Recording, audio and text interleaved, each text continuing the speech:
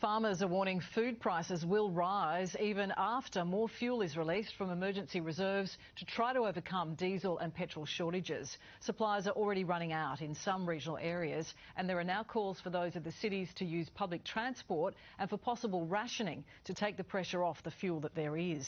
Hamish McIntyre is president of the National Farmers Federation and joins me now in the studio. Hamish, supermarket bills are already hitting households really hard. We've got the interest rate increase today as well. How is the fuel crisis hitting farmers? Yes, well, directly our prices are going up for fuel and fertiliser. Our fuel prices have risen, 40 to 50% since this conflict began, and our fertiliser prices, pre-ordered stuff, is they're honouring those prices. But we're hearing stories now where the supply has been constrained and prices are, up, nearly doubling in places. We're talking urea going from $700 to $1,400 a tonne delivered to Western Queensland where we require it. So it's real, and I'm afraid these costs, cost of production to farmers across Australia are going to have to be passed on to, down the supply chain to consumers. When will we see those price hikes at the supermarket? I think in the next few weeks, if this conflict doesn't, end soon, the whole supply chain is feeling it. All the trucks that move our commodities from our farms to the metropolitan areas and to port, of course, are paying the same extra price for fuel. Yeah. And we're all having to decide as farmers, where we use the limited availability of fuel we're getting on what areas of our farms. At the moment, we're focusing on harvesting summer crops. We have our winter crop, planting coming up. Same with fertiliser, so we're looking for our urea supplies for that. It's also in the the intensive animal industries, particularly our dairies, our fishermen, our feedlots, our poultry and piggeries. When those animals are ready for processing, we have to move those animals in a timely manner. So again, those costs of moving animals are very expensive.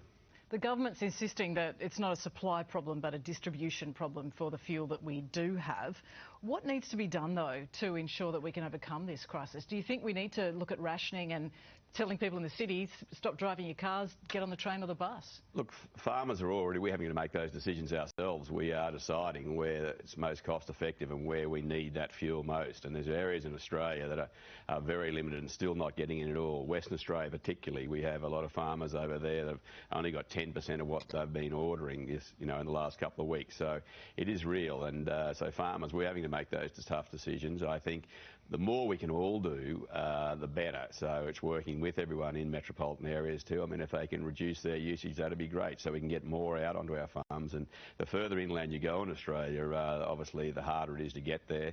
We have our own restrictions around infrastructure with flooding going on in parts of Australia. So, we only get small windows to get product in, whether it's fertiliser or fuel. So, farmers do have to plan a month ahead and get their requirements in so we can do the jobs we need to when we need to. So not a city-country divide, but working together to try to overcome this? Yeah, not at all, no. We really need to work together and, just make what's available in Australia, spread fair and equitably, and particularly the price too. It's really hurting, and we need government to do everything they possibly can, keep looking at it with industry, with our fuel industry, to find more supply, because, yes, demand has created this problem, but we need to add supply to catch up. Yeah. Hamish, good on you. Thanks so much for joining us. Thanks, Deb.